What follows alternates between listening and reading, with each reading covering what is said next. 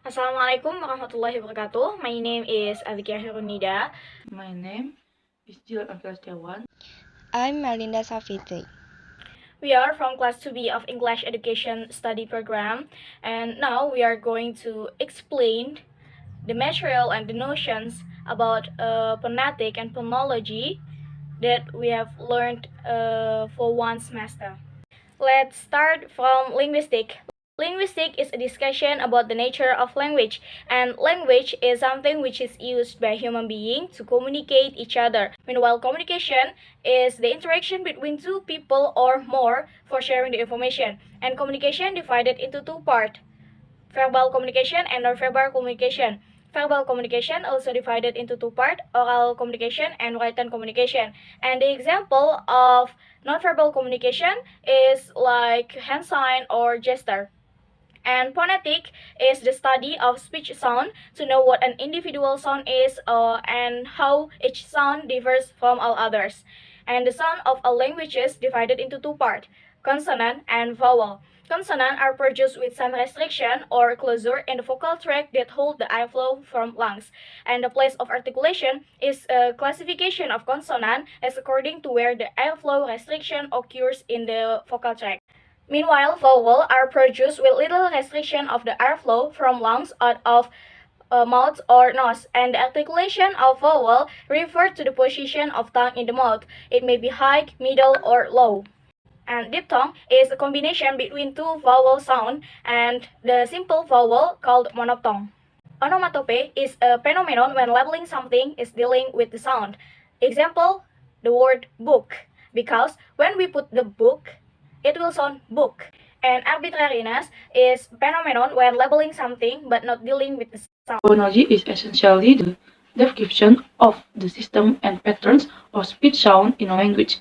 Phonology is concerned with the abstract or mental aspect of the sound in language, rather than with the actual physical articulation of speech sound.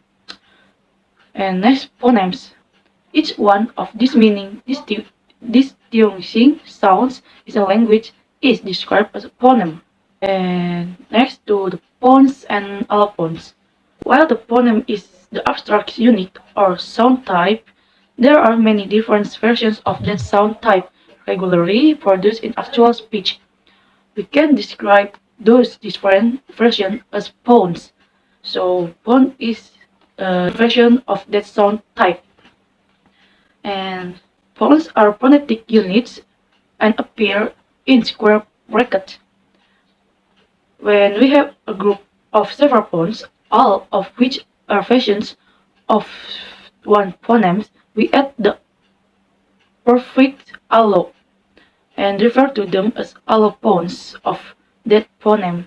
For example, the sound in the word tire is normally pronounced with a stronger puff of air than is present in the sound in the word star.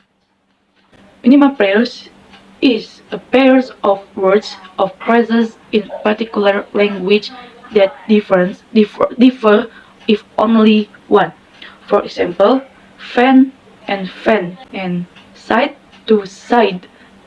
Minimal sets are groups of words that are all the same except for one sound. For example, feet, with, fat, and fade. Phonotactic is regulates the phoneme sequence that can be present in speech to a language. Morphophonemic is the process of changing phonemics that arises in word formation as a result of morphemes and other morphemes. The morpheme has many varieties called allomorphs, for example, as in the word lips.